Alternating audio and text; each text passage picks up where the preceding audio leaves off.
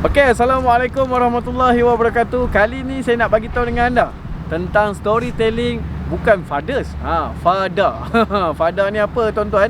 Fakta dan data. Banyak orang boleh belajar tentang storytelling tapi mereka lupa nak buat storytelling tentang fakta dan data. Buat tersasul aku dah.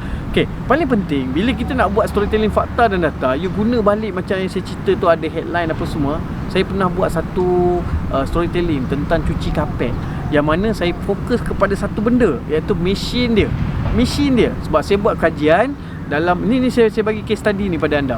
Masa saya nak buat tu, saya buat kajian, yang mana kajian dekat Ipoh Perak ni ada berapa ramai yang buat cuci kapet. Saya tengok ramai orang buat cuci kapet, tapi ramai orang tak ada mesin bagi buang kapet punya air tu dengan segera. Itu mesin pengentak ke apa nama dia, lupa dah saya. Water jet nama dia. Power jet nama dia. Mesin power jet. Power jet tu kalau dia goncang-goncangkan kapet kita, dia akan keluarkan air dengan cepat dan mudahkan keringkan kita punya kapet. Itu key point dia. Tapi apa sebenarnya tentang fakta dan data yang saya nak cerita dengan anda, tentang case study yang saya nak bagi pada anda ini. Bila saya buat storytelling tentang cuci kapet ni, saya mengetengahkan perkara pertama tentang mesin power jet dia. So saya cerita kebanyakan orang bila buat cuci kapet, masalah utama mereka ialah kapet balik dia hantar dengan rasa berbau, ataupun dia hantar balik wangi dia okey, tapi lama kelamaan dia ada berbau macam hapak dan sebagainya. Dia bau wangi tu sekejap je, lepas tu 2-3 hari tu dia bau hapak. Okey pak, fakta dan data dia. So lepas saya dah kupas tentang mesin power jet tu, saya terus kupas tentang fakta dan data. Bila membasuh kapet ni tidak boleh digunakan menggunakan air biasa, tak boleh digunakan dengan sabun biasa, dia ada sabun tersendiri. Nampak tak? Ni tentang fakta dia. So bila saya buat benda begini, orang baca dia, orang nampak, oh ni adalah satu kilang ataupun satu kedai ataupun satu orang yang mengusahakan penilaian tentang cuci kapet ni sangat-sangat bernilai tinggi. Dan saya bagi tahu lagi dalam cerita case study ni, saya bagi tahu lagi tentang keadaan mesin yang digunakan.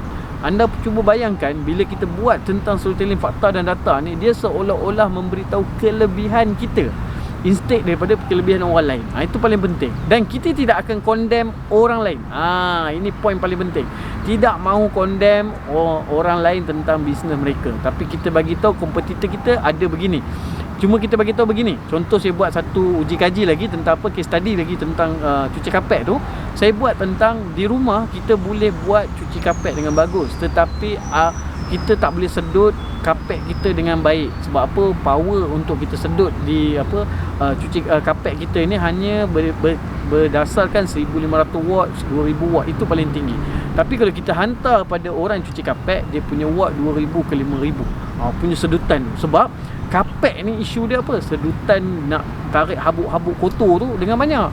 Jadi kalau pakai yang kurang baik ataupun kurang penyedupannya, kurang watt dia, tak dapatlah dia ambil kapet tu punya habuk. Jadi habuk tu tinggal, rosaklah kita punya masa, kita punya udara, kita punya kesihatan. Jadi point yang nombor 2, nampak? Point nombor 3 saya bagi tahu tentang apa lagi? Tentang macam mana nak membasuh kapet dengan betul.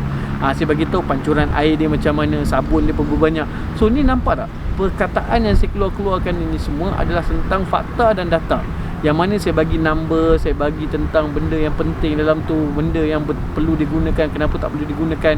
Dan saya bagi tahu dekat orang yang membaca tentang storytelling saya tu, saya bagi tahu macam mana. Saya bagi tahu lagi, di luar sana banyak orang-orang yang mencuci kapet, tetapi tidak ada mesin-mesin seperti kami yang mana mampu membuatkan kapet anda bertambah usia dia. Korang mesti terkejut. Boleh ke kapet bertambah usia ataupun pendek umur? Kapet pun ada pendek umur. Kau bayangkanlah. Kenapa kapet pendek umur? Sebab dia dibasuh dengan water jet. So kalau pakai water jet, dia akan cepat rosak. Sabun yang tidak betul, dia akan jadi tidak gebu. So kita punya kapet tu akan rosak cepat. So apa yang saya ajar ni, apa yang saya buat ni adalah benda yang sangat proven. Saya pernah jalankan iklan dia sekitar kawasan Ipoh saja, kan?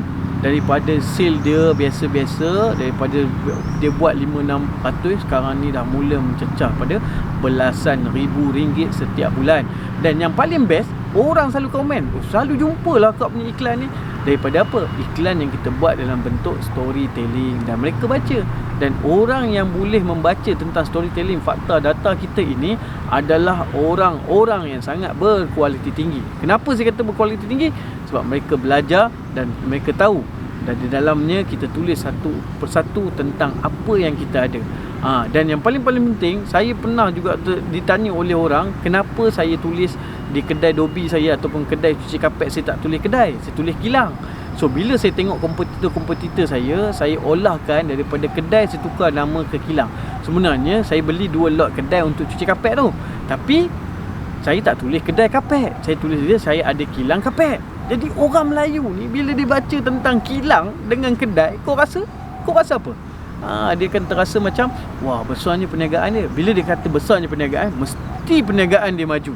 Yes, ini point yang kita nak bagi, fakta dan data yang mana orang menilai dalam keadaan mereka tidak sedar. So, storytelling tentang fakta dan data ni anda kena huraikan satu persatu point dia.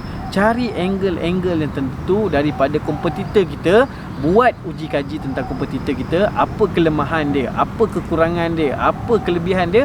Kita uji kaji dan kita tengok apa yang kita boleh offer dengan lebih baik. So, tip tentang fakta ni dan data punya storytelling ni, anda kena bermula dengan apa? Cari kelemahan, cari kelebihan dan huraikan dan tunjukkan kelebihan diri kita.